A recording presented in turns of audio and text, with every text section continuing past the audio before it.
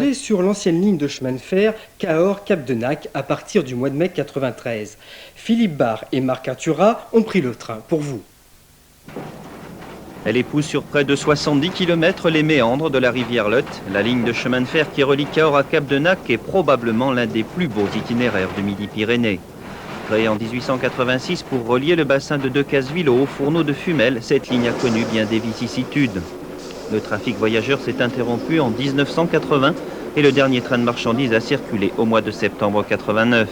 Des années 80 qui auraient pu voir la disparition totale du trafic, mais un groupe d'amoureux du rail s'est battu pour faire circuler sur cette ligne à nouveau des trains touristiques.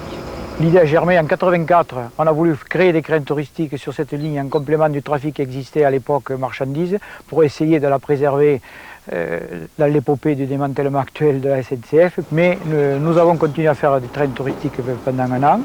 La SNCF nous a laissé quand même une porte ouverte, a admis qu'on puisse faire des trains touristiques. Principale difficulté du dossier, trouver un accord avec la SNCF pour l'utilisation de cette ligne, un accord qui vient d'être signé. La SNCF loue la ligne à l'association Régiorail pour une somme annuelle de 300 000 francs.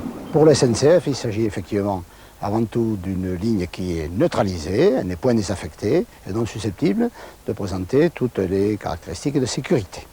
En ce qui concerne les ouvrages d'art, il y aura les visites qui seront faites par nos services techniques, les passages à niveau, deux types de passages à niveau, ceux qui continueront à être gardés automatiquement et les autres qui ont été déposés, dans lesquels une signalisation spécifique est mise en place avec le concours de la D2.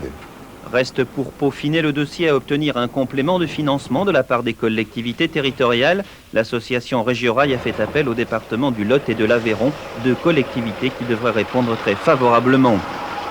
L'association, forte de son expérience, compte faire découvrir cette vallée à plus de 4000 voyageurs par an, un produit touristique parfaitement compatible avec la navigabilité du Lot, et on peut imaginer un voyage aller en train et un retour par la rivière.